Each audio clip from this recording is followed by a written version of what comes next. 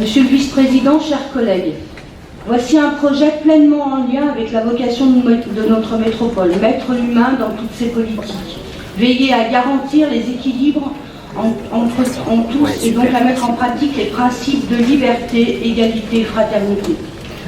Je parle avec d'autant plus de conviction de ce dossier que la ville de Saint-Fond est présente dans les instances de pilotage et de conception de ce projet depuis l'origine. Quelle est l'idée ? L'idée est bien de lutter pour et non plus simplement contre, pour l'égalité, pour le respect des principes républicains. Pendant longtemps, nous avons lutté contre les dérives diverses, contre les haines, contre les discriminations. Et pourtant, depuis des années, on voit monter les divisions, on voit monter la haine, les actes et les propos inacceptables. Rien n'a changé, si ce n'est qu'on en parle davantage de ces sujets, ce qui est déjà bien, mais demeure encore insuffisant. Nous devons dès lors passer à une action positive qui vise à promouvoir les bons comportements, les projets qui tissent le lien social et défendent les valeurs républicaines. Pour lutter contre la haine, mettons au centre du débat les bons comportements. Apprenons-les, valorisons-les. L'égalité se proclame depuis longtemps. Elle doit se vivre dans la réalité désormais pour tous.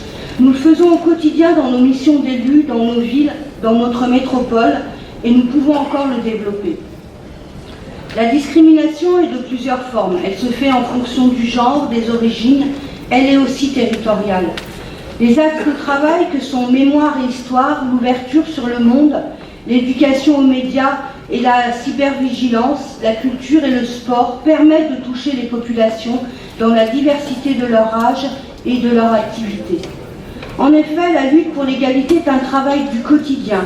Elle ne peut être le seul fait des politiques ciblées.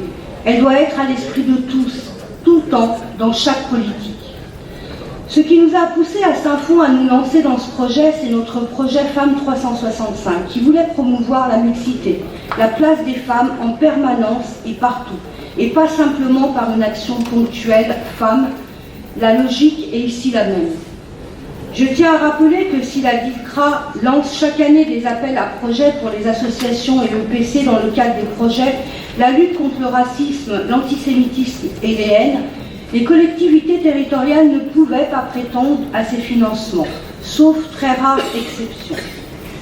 À travers ce projet Soif de République, c'est donc la première fois que l'État, la métropole et des villes s'associent pour mener des actions à destination de tous les publics et pas seulement pour les habitants des quartiers bénéficiant des financements de la politique de la ville sur cette question de l'égalité. Soyez donc assurés que ce soutien que la métropole apporte sera bien employé. Je souhaite par ailleurs que ce projet puisse s'étendre par la suite à d'autres communes. Je le redis, la lutte pour l'égalité, c'est un problème partout et c'est un sujet pour tous. Notre groupe votera donc avec enthousiasme ce projet. Oui, nous avons soif de République. Je vous remercie.